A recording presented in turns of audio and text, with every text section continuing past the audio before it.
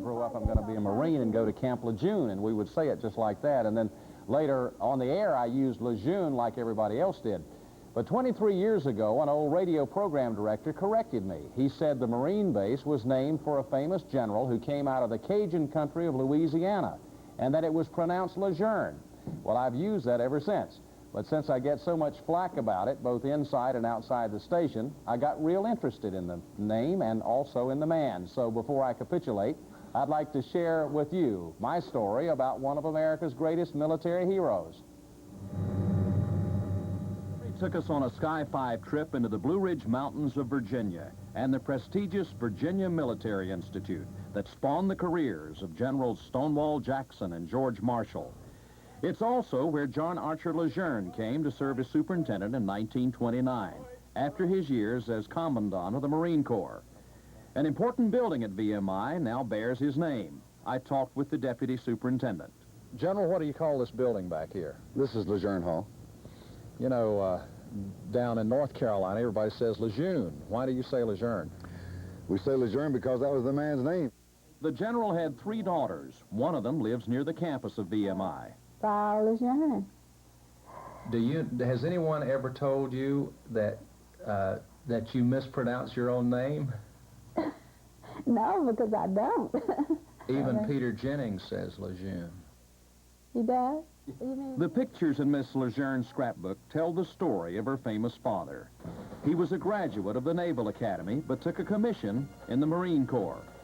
It was in World War I and on the battlefields of France that he distinguished himself as a fighter and a leader of the 2nd Division. It is said that his men loved him. The French admired him, too, for his skill and courage and because he could speak French fluently. Some writers would later call him the greatest leatherneck of them all. When it was over, he would lead his famous 2nd Division in a victory parade down New York's 5th Avenue. Miss Laura remembers. Red Cross lady or somebody rushed out in the street with a bunch of flowers and it scared the horse. And the horse went up on his hind legs. Some years later, the Secretary of the Navy, Josephus Daniels, would name him the Marine Corps' 13th Commandant. His last active years were spent here at VMI, training other young men for military service.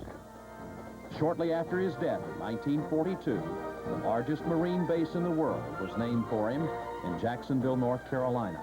It's the home of his beloved 2nd Division. An American hero, John Archer Lejeune. Luh-jern. From the halls of Montezuma, let's cheer out once again. Luh-jern. Over the sea, let's go, men, again. We're shoving right off again. Luh-jern. Nobody knows where or when. We're shoving right off again. Luh-jern. It may be Shanghai, farewell and goodbye. Sally and Sue, don't be blue. Luh-jern. We'll just be gone for years and years and then we're shoving right off for home again. Over the sea, let's go, men. Luh-jern. Again, we're shoving right off again. Luh-jern. Nobody knows where or when. Luh-jern. We're shoving right off again. Luh-jern. It may be Shanghai, farewell and goodbye. Sally and Sue, don't be blue. We'll just be gone for years and years and then Luh-jern. We're shoving right off for home, shoving right off for home, shoving right off for home again. Hey! Luh-jern.